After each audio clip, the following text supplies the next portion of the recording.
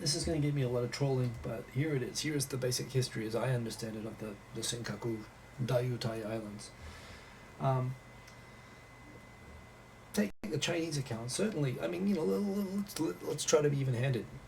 Since ancient times, since 1 million BCE, China, for a time, the most powerful country in the world, certainly, a few hundred years ago, no question. They once had a great navy. Some people said that they even discovered America, before Columbus, or at the same time as, or something. But, Japan, or China's been through, in spite of being a great country, it's been through these huge expansions and contractions over time. And, Chris is, thanks Chris is easy. And during those periods, they mapped pretty much everything. I mean, and on those maps, they at various times exercised different degrees of control on. They included the Senkaku Islands, or apparently, which is logical. They're just off Taiwan. Okinawa was a, what do you call it? They were a tribute-paying kingdom. They were nominally independent, but most countries around China were. But they paid tributes. Basically, it's a recognition of China's greatness, and there's some argument about that as to whether that's a sign that they acknowledge Chinese sovereignty. Whether Okinawa itself, some Chinese academics who take the payment of tributes as being a sign of sovereignty, and they argue because of that Okinawa was arguably formally part of China. By the same measure, of course, that makes Korea part of China, and don't even get into that discussion. That said, these were uninhabited islands. They're not small rocks, they're proper islands, but they were basically not inhabited for most of the time, but they were there. Now, what happened during the Qing dynasty in the 19th century is pretty much two things happened of significance of world history. One, China really went into a huge decline. It got pretty much raped by every Western power. I mean, the fact that the British had a war with China over Britain trying to force China to accept Britain's right to addict and supply Chinese addicts with heroin, basically, and China trying not to trying to ban sales of opium, sales of heroin in China. How dare they, prohibit free trade, and and Britain screwed them and took Hong Kong. Portugal took Macau. Parts of China got all carved up, and and the dynasty itself kind of collapsed, and China was pretty much probably at the weakest that its kingdom, that its country had been in its whole 2,000 or 3,000 year long history. And it was right at around that time that the international system of nations became established. This is when Britain was founding India, and everyone was drawing lines on maps that became the basis of the current international law. And this was right at the one time in history that it was really that Chinese power was really at a very low ebb. And it was in the middle of that low ebb that at the same time as it was having all of these borders being drawn, which included taking things like Mongolia and Tibet out of China, which had been in China at other parts in history, and foreign concessions and all this stuff. Among those, Japan kind of noticed these islands near Okinawa. It kind of said, well, it had just recently annexed Okinawa, and it was just before it realized China was kind of ripe for the picking. And before the Sino-Japanese War, it saw these Senkaku Islands, and it said, hey, does anyone own these? I found these. Does anyone own them? And at that time, China, for many reasons, whether it didn't care or it didn't know, or it just was too preoccupied, didn't respond, and they were annexed by Japan terra nullius, as uninhabited, unclaimed islands. And under the modern nation system and the modern international law system, they were for those intents and purposes. And a year later, Japan had the Sino-Japanese war, under which Japan actually took Taiwan, and Taiwan became an integrated part of Japan, as did Korea, later ostensibly Manchuria. But they're not from the same event. The Senkaku Islands weren't taken during the Sino-Japanese Law, but they were taken prior to that, and they were basically part of the same overall act of just screwing China when it was pretty much weak. And so what you have right now, the root of these problems is, Japan had these islands pretty much without any peep of protest from China under Chiang Kai-shek or under the communists.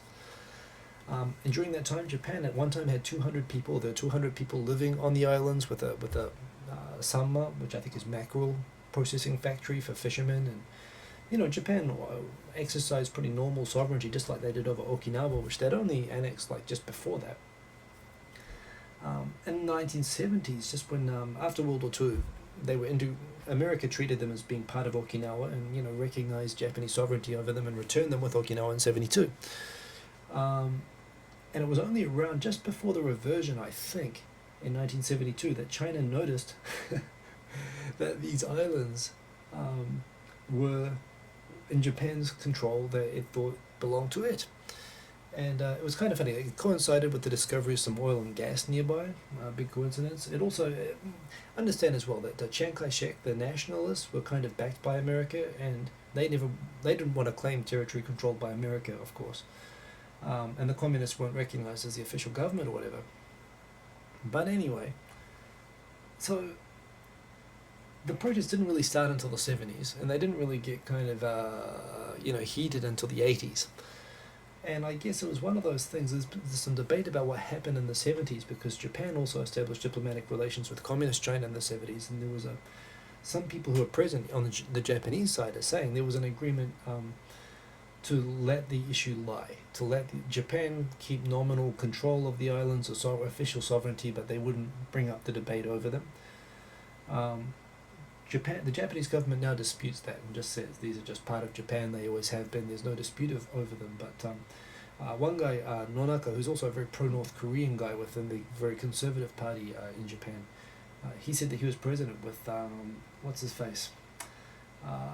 Kakoi Tanaka, who's a famous Japanese prime minister who was in the negotiations that made peace with China and established diplomatic relations. He said that there was an agreement to kind of leave the issue alone. This is all good. This is so basically between 1970 and until 2 years ago, the issue was there, but China never did anything about it, never really provoked anything, and Japan also never provoked anything. The islands remained under Japanese sovereignty and owned by, I believe it was someone related to the guy who owned the mackerel processing station on one of the islands back after the war. So they were actually privately owned, like all normal land in Japan is under the Japanese, land system. But the guy, apparently, he lives in Saitama, had some debts, and he had to pay them off. And apparently, when the rumor of this got out, he actually went and approached. Well, I think he realized as well the political value and the controversy over it.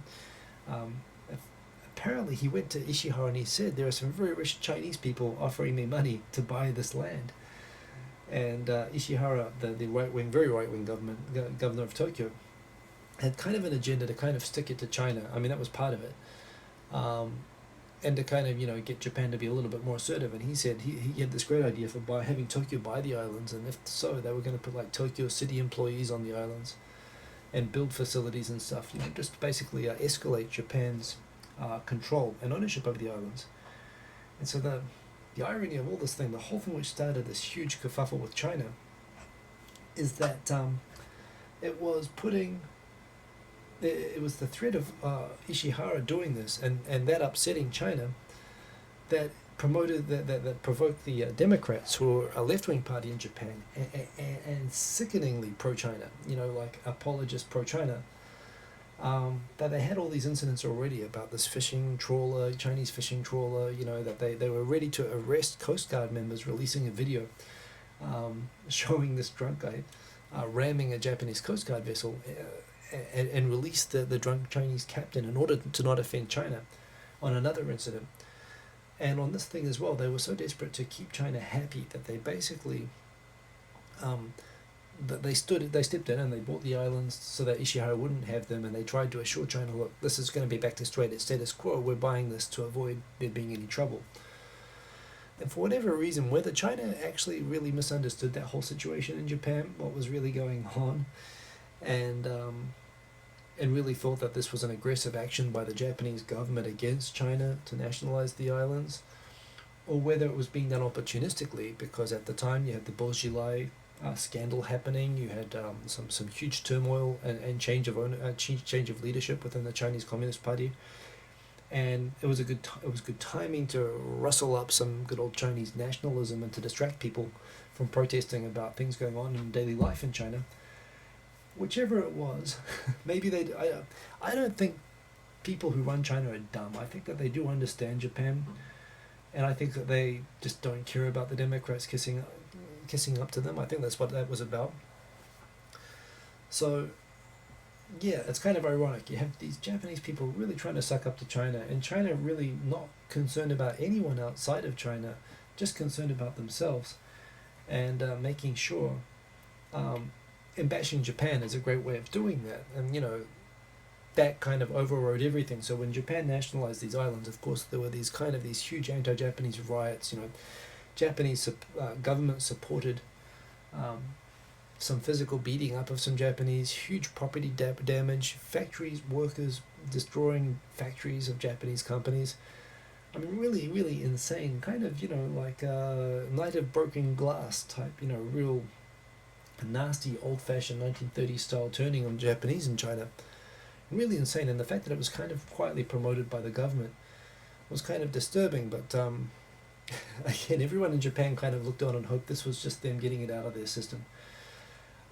But no, what's happened since then is that now, because Japan's argued that there is no dispute over the islands and that it has effective control, China set about an agenda of trying to show it to dispute the control by taking on its own acts of control, primarily by running Coast Guard pretty much every day, by running 3 or 4 Coast Guard boats around the islands or near the islands, just to show that they're I'm sorry, my voice level is a bit iffy, just to show that the islands are under their control. And even this has kind of gone on for a long time now. They still put it in the news every day that Chinese boats are going violating Japanese territory, and this sort of happens. But just lately it's gotten a bit weirder, and it's getting a bit more escalated. Of course, the Chinese military has threatened. There was a drone spotted nearby these islands recently, and Japan didn't know what to do. What would happen if a drone came over? And the Japanese government kind of announced that they would shoot down any unmanned drones flying near the islands. And Chinese military responded that they'd treat that as an attack on a manned aircraft, and they would respond in full. So yeah, it's basically they're kind of upping the rhetoric, and they're upping the risky behavior, and we're all waiting for them to start flying drones over these islands. And then they just announced on Saturday or Friday night that as of now they're basically extending their air defense zone, the area which their Air Force controls, and that they can stop and question, and if no one responds, theoretically shoot down aircraft for, which includes this part of Japan. And what disturbs me about this is 2 things. One, China's setting itself up into a position, it's painting itself into a corner with Japan that the government can't back itself out of. When it tells the Chinese people, it's been telling the Chinese people this lie for all this time, that these islands belong to China. And that they're under Chinese control, and that these Japanese are trying to claim this Chinese territory. It's a lie that they tell their people, but they try to broadcast in a propaganda-like way to make a reality. And that's fine. Japan hasn't really objected too much to that, or at least not too loudly. And so they have their fantasy that they control the islands, and Japan is allowed to quietly keep control and not do anything provocative like put people on the islands or do anything too much, just quietly have them and not do anything with them. But now China's set this thing up. Now they're telling their people, one, that if a drone ever, if they fly a military drone over these islands and it gets shot down, that they will respond by attacking Japan. And 2, they've just put down, they've declared this military defense, this air defense zone over these islands, which again, if Japanese planes ever fly over and don't acknowledge Chinese radio calls to acknowledge themselves, that they will shoot the planes down. So there's 2 things that can happen. They can activate this defense zone, and Japanese planes will fly through and ignore China, and China will do nothing. And then everyone in China is going to go, why are we being such wusses about this zone? It's ours, isn't it? Why are you being so weak, government? Or they're actually going to do it because they're going to feel like they have to do it. And for the people who are afraid, and it's one thing that really disturbs me, when you look at the translated comment boards, like from sites like China Smack and so on, a lot of Chinese seem to really genuinely believe that their country has never attacked any foreign countries. And again, this is to do with the propaganda in that country, that, all the border wars that they have with the Philippines, where they've shot people, Vietnam, where they've shot and killed people, China, where they've shot and killed people, not China, well, they've killed plenty of people in China, but Russia, India, almost every country with a border with it, they've had shooting wars. You know, they don't. And this includes with Russia. I mean, during the middle of the Cold War, so they're not even afraid of getting in fights with big countries over this, as illogical as that is for their economy. I mean, they've been killing Vietnamese people as recently, you know, within the last 10 years, and Philippines as well. They've got all this tension. And the point is, and what the problem is that where most countries in the world acknowledge that you need to recognize, you know, each other's boundaries and territory under the current rule of international law and the current nation-state system, because if you don't do that, it's anarchy, and you know everyone will just invade everybody and try to get an advantage anytime that they can. The problem is China basically doesn't recognize the international system in the sense that it was established at a time that China was so completely disadvantaged and is so unreflective of China's appropriate place in the world. You know, I mean, the fact that the boundary with India was drawn by Britain just after that, you know, while they were in the process of really raping China, and all those humiliations that China suffered in the 19th century were basically locked into law then that is still applicable today. And Chinese are taught, and many believe, that laws created in that context about, you know, international boundaries are not valid. And there's some, I can understand the emotional basis for that. I can actually even appreciate the logic that they're bringing. But the point is, it doesn't work when you're not recognizing the established borders with all your neighbors and you're willing to use force to overcome them. You know, you can't be in an international system even if it's set up unfavorably towards you. And the fact that they're willing to get into shooting wars over not just these but other uninhabited islands and be shooting people. So here's the situation is that, you know, and to me this is a big escalation because China's now basically set itself in a position that it's going to be impossible to get out of. The first time an airplane flies over these islands and doesn't acknowledge Chinese radio calls, China said it's going to shoot it just for flying there, just for being there. And they either look like wusses and do nothing to their own people and show up that they're lying, that they control these islands, or they're going to do it. And I don't see any reason based on even recent history of China's behavior in East Asia to think that they won't do it. They don't recognize the validity of international law, and they don't recognize, they've had no qualms about shooting things and people over nothing, you know, and jeopardizing their entire, you know, the idea that they wouldn't jeopardize their entire economy, you know, for the sake of nationalism. They were burning down Japanese factories just a year ago, just over a real estate transaction in response to this. Nationalism, or survival of the Communist Party in China and the economy always trumps the economy. Nationalism trumps the economy, and that's what scares me. So Glenn Melly is just pointing out, and he's quite correct, it's important to remember that...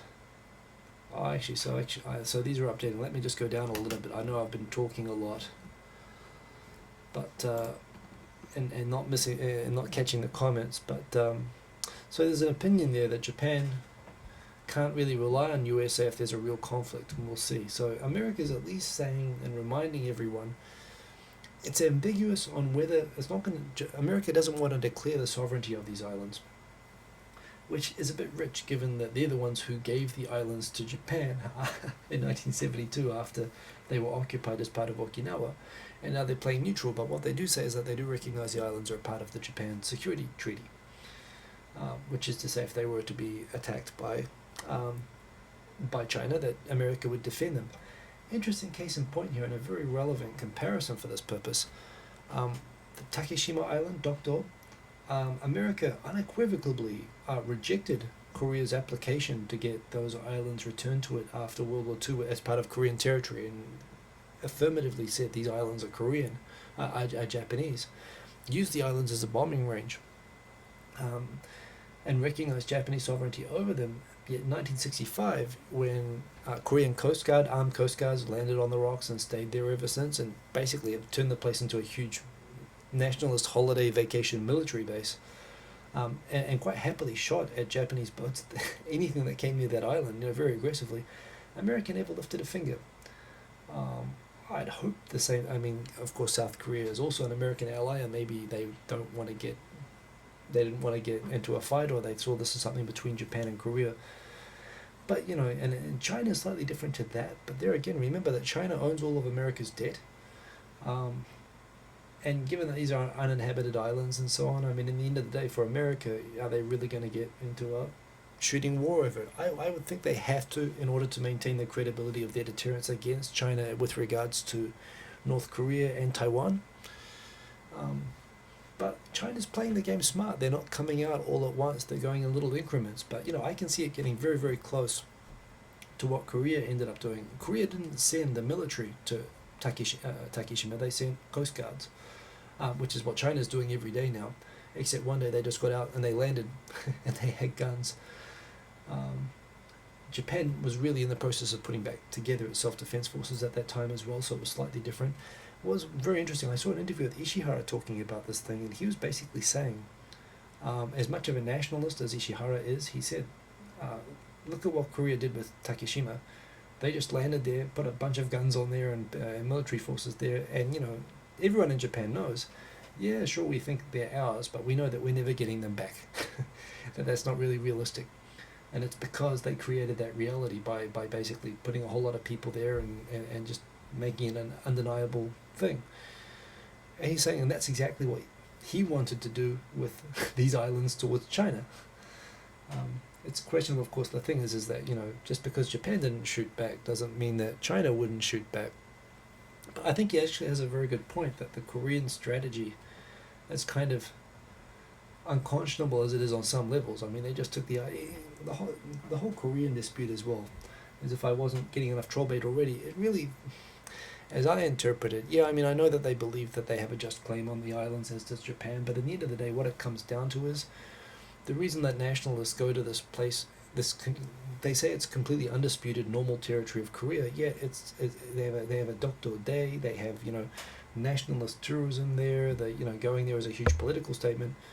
When the president went there, it's all about, that is the island that they invaded off Japan. They took it off Japan by force, and Japan was too much of a pussy to take it back. That was their great military victory over Japan. I mean, that's why it's a great, you know, symbol for Korea, a source of pride for Korean people. And that's why Dokdo Day is such a great, you know, hate on Japan day. It's just a, you know, screw you, you colonized us, and this is our revenge. And this is, again, part of what Japan just has to deal with Korea. And sure, those islands probably are not coming back regardless of who rightfully owns it. I mean, Japan tried to take the Takeshima issue to the World Court like 3 times, but the Koreans aren't interested. And Japan's taken exactly the same approach with China diplomatically, except they just haven't filled it up with guns. But that could happen now. I mean, if China's painting itself into a corner here, it makes it look pretty close to China looking like it's going to do something more forceful about this. And that disturbs me, you know, because I don't, like I said, I've got a lot of respect for China and its culture and its history and its people, and I acknowledge the underlying basis of China's sense of injustice, which isn't just towards Japan, and this isn't about World War II, this is about the whole 19th century. And, you know, it's worth learning about how screwed China got in the 19th century, and, you know, really how its place in the world for probably 200 years was really not befitting. You can understand why it's got a bit of a chip off its shoulder, and why the whole world really needs to pay close attention to now that it's becoming powerful again. You know, it does feel a need to settle scores, and this is one of them. And we shouldn't all just think that they wouldn't do anything dumb to jeopardize everything, because they would, and they have, and they will continue. And it's complicated by the fact as well that, you know, because you're dealing with a dictatorial regime with the blood of its people on its own hands, you know that they can't become democratic. The survival of the regime is for the purpose of survival of the leaders of the regime. They're all dead if that government gets overthrown. So it means that, you know, the overriding priority for them is maintaining power. And one of the levers that they pull to maintain power is anti-Japanese sentiment, you know, which, again, is part of the reality of diplomacy here. So yeah, is America going to be willing to risk its entire economy, which it would do, and can you do that as a democratic country, in order to help Japan defend some uninhabited islands that it might have given to them by mistake? It's a tough question. But Yeah. The problem is that you can't rely on China to act rationally. This is the thing here. They have different priorities. Um, so this is what bothers me, and it's kind of funny to me. I mean, again, the fact that this wasn't even on the NHK News tonight. I mean, they had the Iran negotiations as the top story, and it never came up. And the Iran negotiations are interesting, but I can't understand how they topped this. But I guess it's just Japan probably trying to act like nothing's going on, which I hope nothing is going on. But I'm worried that there's going to be something in the news a few months ago that's going to be a huge shock, that China did something crazy here, and it's not going to be a shock, frankly. But everyone's at the moment, I guess, they're like a badly behaved kid that everyone's trying to look away and hope that they'll get better, unfortunately. So I'm just going to zip through the comments. I'm going to try to wrap it up very soon. I've got to actually get to some work, and I've got to go to work. I've got to wake up very early tomorrow and get out at about 6 o'clock.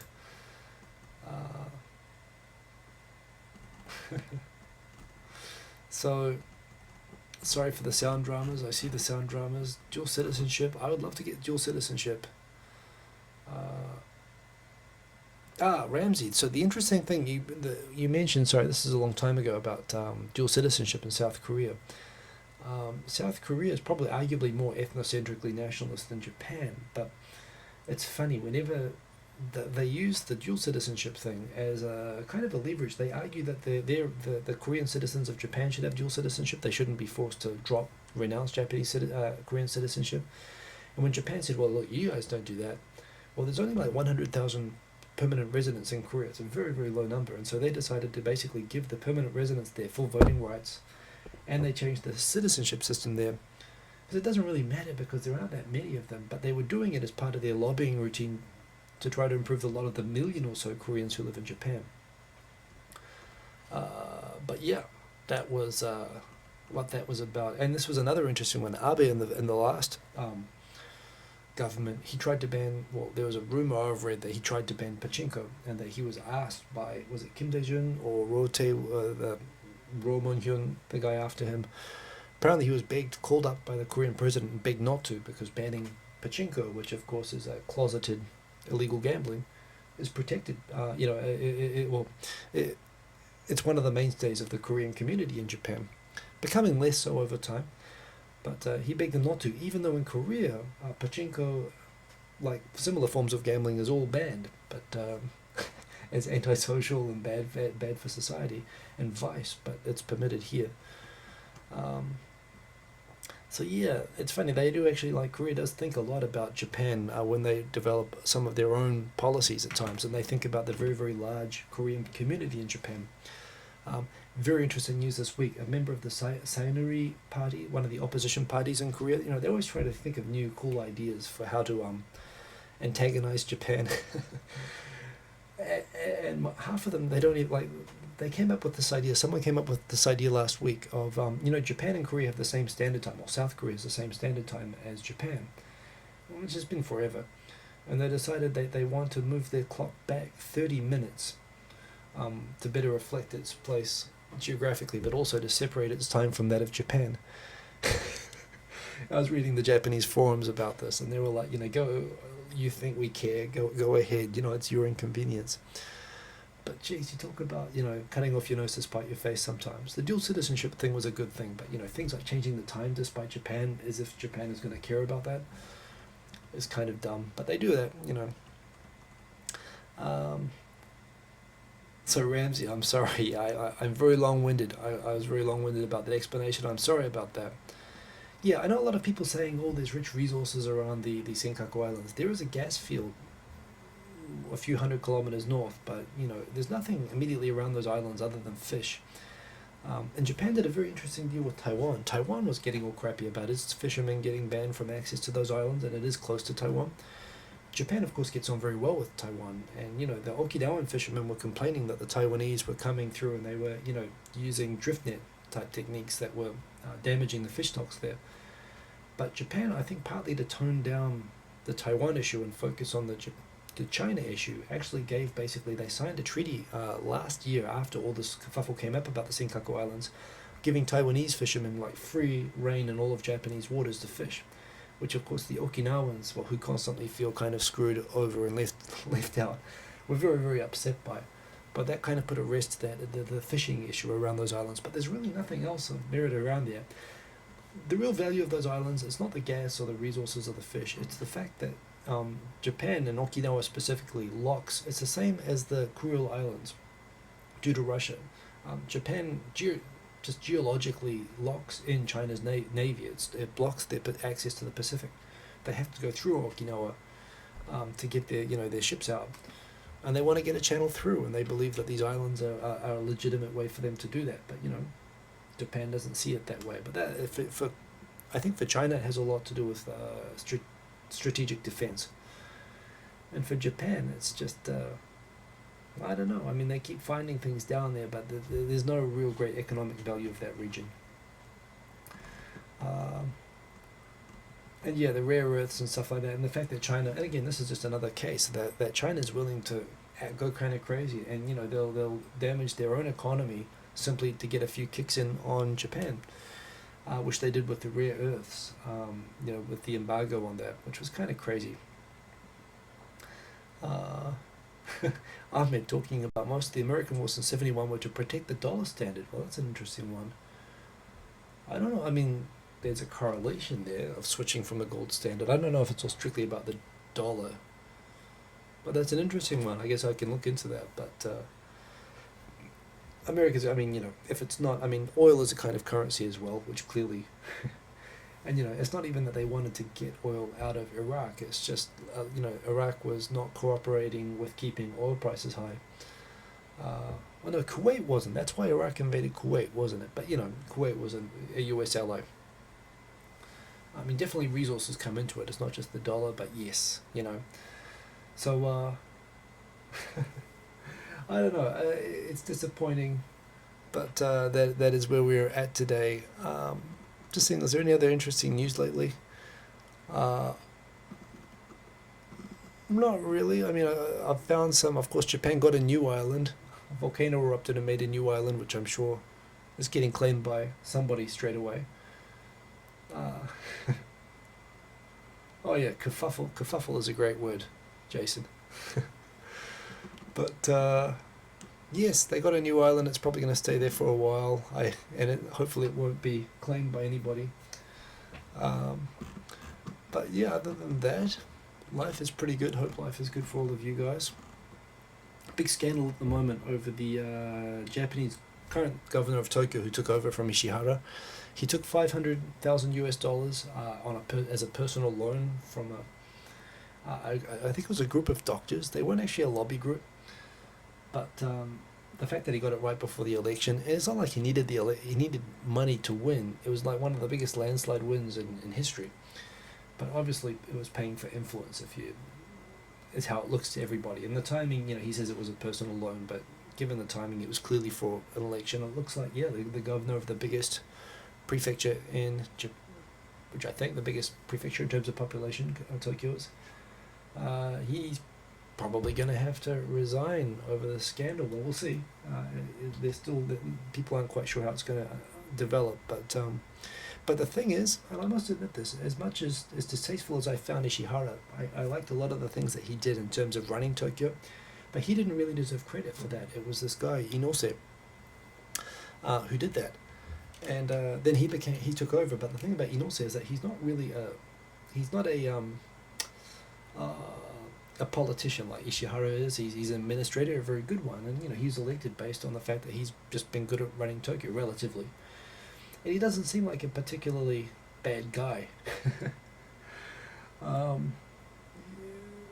And yeah, indeed, he oversaw the Tokyo bid, in spite of he flew out there even though his wife died of an illness and she'd been suffering the whole time, and he's going through a very difficult time, and he was saying the money had something to do with that as well, like trying the arrangements for his wife's illness and later the funeral and stuff like that. I don't know, I think a lot of people find it very difficult to dislike the guy. If Ishihara had been caught doing this, Ishihara was plainly, of course, too clever. Who knows how much Ishihara's received? This guy's just a nice guy who got caught out getting money. I don't know. But at the same time, I think he's probably toast. Does Japan have oil and gas? It has gas, but it doesn't. New Zealand, other than sheep, doesn't really have resources. And that's why we look across jealously at our neighbours in Australia that have like everything. I mean, this is the thing about Australia, and it affects the psychology of the psyche. New Zealand is a very kind of insecure people, generally. We all leave New Zealand because we're never sure if New Zealand's quite going to be able to keep going. But Australia, you know, everyone in Australia knows that the worst comes to worst, the whole world could go to hell, and all they need to do is pay some immigrants to dig up another mountain full of uranium or gold or copper or whatever, and the whole country can just stop working for 20 years anytime they want. Everyone just works in Australia because they can, not because they really have to. They could be, you know, like Brunei or Saudi Arabia if they wanted to. They're so rich in minerals. And because of that, Aussies work, but they've got a good laid-back attitude to things, which attracts a lot of New Zealanders. Should we fear Australia? No, not really. But I don't know, my dad was in the New Zealand Army. My dad is a rare example of a New Zealand nationalist.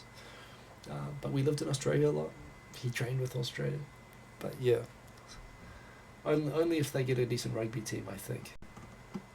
I'm going to go now. Going to take one more question from White Magic. Konbanwa. Do I know of any websites where gaijins can look for jobs in Japan? I don't right now. Maybe people can in the comments back. I think there used to be one. I think Gaijin Pot used to be good for that, but that's changed. I don't know what it is nowadays, actually. I mean, you can Google anything, you know, job hunting or whatever, and it depends partly on what industry you're in. But yeah.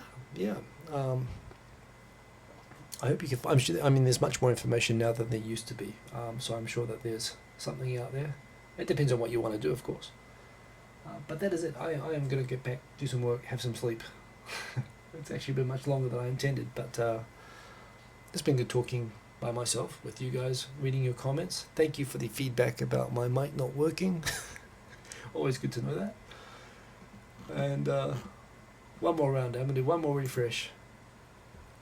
You got any more questions? Ask them now. Forever hold your peace. That's right. Australia has bogans. I was really surprised to hear that Australia still has bogans, actually. I thought that was a very Seattle scene kind of thing. A very 90s grunge kind of thing. But definitely from my high school days, I haven't seen a good bogan in years. I guess they're still there in South Australia. Yeah, Michael's pointing out it's an interesting thing that the China story is on the international NHK page. I guess a lot of people are looking to Japan to see how they're going to react. But in Japan, I don't know if it's deliberate or not, but they're really playing the story down. And I'm like, how can you play this story down? They've just forced themselves into a position that they're going to have to shoot at Japanese airplanes soon. So, you know, I hope nothing comes of it. The Fukushima thing, but I think someone was saying as well, this sort of thing, and the Fukushima thing makes them not want to come to Japan. The Fukushima thing's nothing. This is nothing. I mean, you know, there'll be some trouble in those areas. I mean, there's earthquakes everywhere. There's always something with Japan.